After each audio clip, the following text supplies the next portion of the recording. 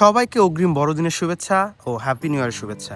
আমি ভাবছিলাম যে এই ফেসবুকে একটা ভিডিও পোস্ট করব গ্রিটিংস দিয়ে হ্যাপি নিউ ইয়ারের এবং ক্রিসমাসের, কিন্তু কি করব এটা বুঝে উঠতে পারছিলাম না। হঠাৎ করে আমার একটা ফ্রেন্ডের সাথে আমার কন্ট্যাক্ট হলো এবং সে আমাদের বড়দিন সেলিব্রেশন নিয়ে কথা বলছিল।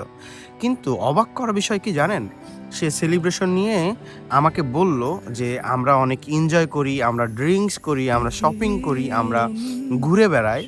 কিন্তু আসলেই বড়দিনের যে মেইন বার্তাটা, যে আমাদের পরিত্রাতা পৃথিবীতে এসেছিলেন আমাদের জন্যে, আমাদের পরিত্রাতা মানুষ রূপে জন্মগ্রহণ করেছিলেন আমাদের জন্য পৃথিবীতে, এই মেসেজটা না আমি তার কাছে পাইনি। তো আমি বলতে চাই, আমরা আমাদের বড়দিন উদযাপন মানে শুধু মদ খেয়ে মাতলামি না, অনেক দামি দামি ড্রেস না, বা অনেক ঘোরাঘুরি না। আমরা আমাদের বড়দিন মানে যেন অন্যদেরকে বোঝাতে পারি, অন্যদেরকে বলতে পারি যে আমাদের বড়দিন মানে যীশু খ্রিস্টের জন্মদিন, আমাদের পরিত্রাতার জন্মদিন, আমাদের পাপের ক্ষমাকারীর জন্মদিন।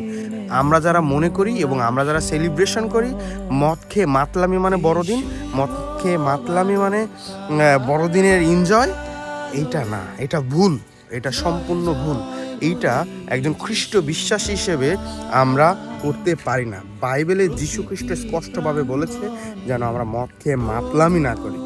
সো আমরা এই দামি দামি ড্রেস আপ, এই সেলিব্রেশন, এই ঘোরাঘুরি, এই সব কিছু বাদ দিয়ে এক পাশে রেখে যেন আমাদের সেলিব্রেশনে প্রকাশ পায় যিশু আপনার আমার জন্য পৃথিবীতে এসেছিলেন, আমাদের সেলিব্রেশনে যেন প্রকাশ পায় আমাদের পরিত্রাতা, আমাদের পাপের ক্ষমাকারীর এই পৃথিবীতে এসেছিলেন, জন্মগ্রহণ করেছিলেন। সেই বড়দিন আপনার আমার জীবনে নতুন বার্তা নিয়ে আসুক, নতুনভাবে বিশ্বাস করতে শিখাক যে যীশু খ্রিস্ট আপনার আমার জন্য পৃথিবীতে এসেছিলেন এবং তিনি জন্মগ্রহণ করেছিলেন, এবং আমরা সেই আনন্দ, সেই কথা যেন অন্যকে বলতে পারি, অন্যের কাছে বোঝাতে পারি যে যীশু জন্মগ্রহণ করেছিলেন।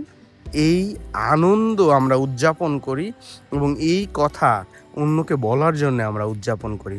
এই বড়দিন হয়ে উঠুক আনন্দের ও উল্লাসের ও শুভ বার্তার।